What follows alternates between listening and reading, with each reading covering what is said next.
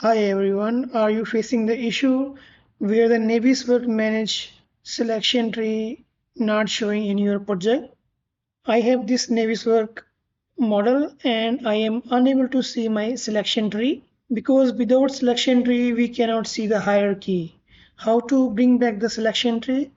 We have to click here on view, and under view we have to click on this window.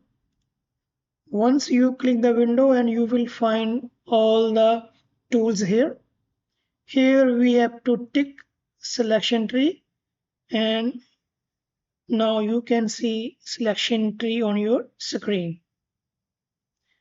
And now this selection tree is auto hide, and if you want to see permanent selection tree on your screen, click on the selection tree and click here pin, and now onwards this selection tree will not hide while working on your Navisworks model.